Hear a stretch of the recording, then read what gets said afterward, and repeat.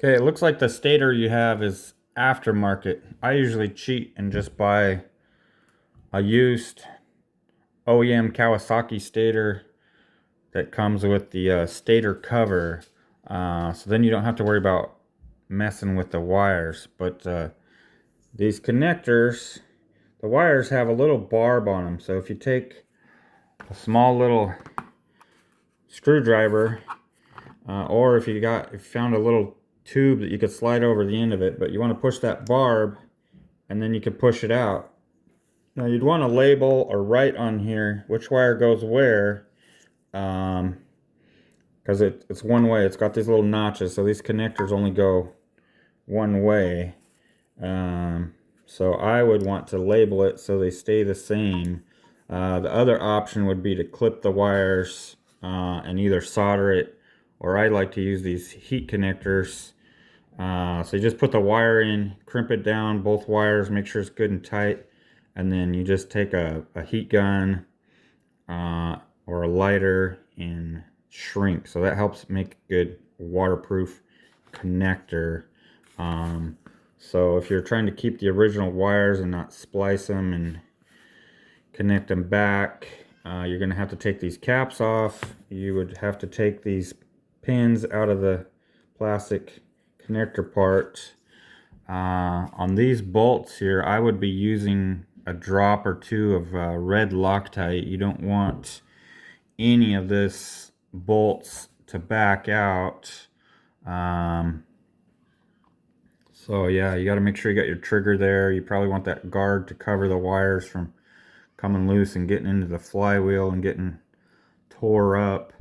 Another thing, you want to make sure you get the spring back in here. I would put just a little dab of grease just so it doesn't fall out. And then some of yours don't have a washer, but you want to make sure if yours had a washer, I'd put a little dab of grease. And so this is where the Bendix is gonna go, the shaft for the Bendix. You also want to make sure your rubber O-ring is there. So yeah, you got to be careful with the aftermarket. Some of them are wired wrong. I've never done an aftermarket one, but you already have it, so you might as well. I would try and get it installed and get it fired up and make sure that it works right. But that's pretty much your main options. Either you take the wires out of the connectors, pull them through, and then it's going to go through the cover, or you're just going to have to cut the wires and reconnect them. And so I don't know the orientation. These ones seem to be different, so I don't know if that's the spark and the other coils are the charging coils, or maybe it's the opposite. Maybe these are spark and this is charging. I don't know what the different coils are, but I guess those probably don't matter. It's probably just the trigger.